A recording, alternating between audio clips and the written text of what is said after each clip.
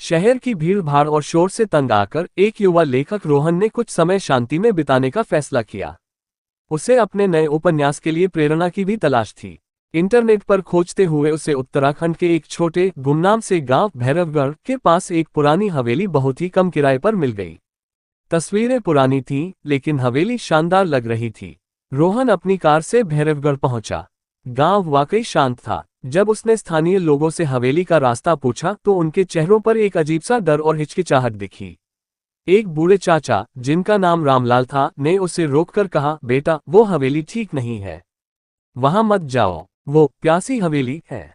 रोहन मुस्कुराया। उसे ये सब अंधविश्वास लगा।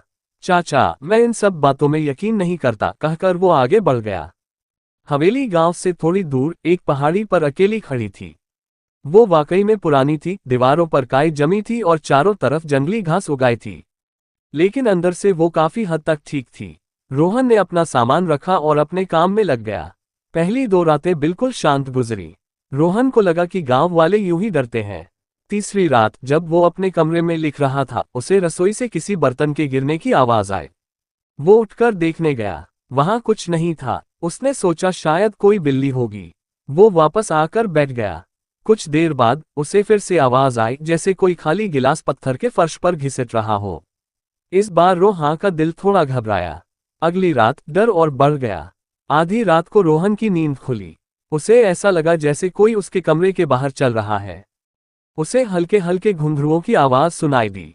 छन छन छन। आवाज बहुत धीमी थी, लेकिन उस भयानक सन्नाटे में वो दिल दहला देने वाली थी। आवाज हवेली के सबसे आखिरी बंद कमरे की तरफ से आ रही थी। रोहन ने हिम्मत करके दरवाजा खोला। गलियारा खाली था। घुंघरुओं की आवाज बंद हो गई थी। अब रोहन की रातों की नींद उड़ चुकी थी। उसे हर वक्त लगता कि कोई उसे देख रहा है। उसे अक्सर फुसफुसाने की आवाजें सुनाई देती, जैसे कोई बहुत प्यासा हो और पानी मांग रहा हो। पानी, पानी। एक दिन उसने उस बंद कमरे का ताला तोड़ने का फैसला किया। बड़ी मशक्कत के बाद दरवाजा खुला।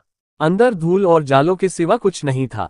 बस एक कोने में एक पुराना कांसे का गिलास पड़ा था। जैसे ही रोहन ने उस गिलास को उठाया, कमरे का तापमान अचानक गिर गया और दरवाजा जोर से बंद हो गया। रोहन बुरी तरह डर गया। वो दरवाजा पीटने लगा। तभी उसके कानों में एक सर्द आवाज गूंजी, जो ठीक उसके पीछे से आई थी, पानी। उसने पलटकर देखा। वहां एक औरत का साया खड़ा था। उसका चेहरा सूखा और झुर्रियों से भरा था, आंखें अंदर धंसी हुई थीं और होंठ सूखे पत्तों की तरह फटे हुए थे। उसने अपना कांपता हुआ हाथ खाली गिलास की तरफ बढ़ाया। रोहन को रामलाल चाचा की बात याद आई। प्यासी हवेली। कहानी थी कि सालों पहले इस हवेली की मालकिन को किसी ने इसी कमरे में बंद कर दिया था और वो प्यास से तड़प तड़प कर मर गई थी।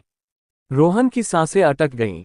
वो समझ गया कि ये उसी औरत की आत्मा है जो सदियों से प्यासी है। डर के मारे उसने अपनी पानी की बोतल निकाली और कांपते हाथों से उस कांसे के गिलास को भर दिया। जैसे ही गिलास भरा, साये ने एक झटके में गिलास रोहन के हाथ से छीन लिया। एक भयानक गटकने की आवाज कमरे में गूंजने लगी, जैसे कोई सदियों का प्यासा पानी पी रहा हो। रोहन ने आंखें बंद कर लीं।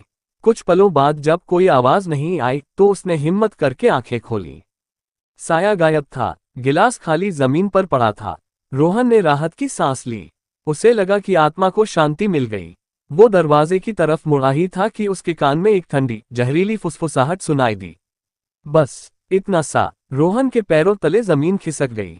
वो चीखता हुआ दरवाजा तोड़कर हवेली से बाहर भागा और बिना पीछे देखे अपनी कार में बैठकर शहर की ओर निकल पड़ा। उसने वो हवेली और वो गांव हमेशा के लिए छोड़ दिया। लेकिन आज भी जब वो रात में अकेले में पानी पीता है तो उसे अपने पीछे से एक सर्द फुसफुसाहट सुनाई देती है। बस इतना सा।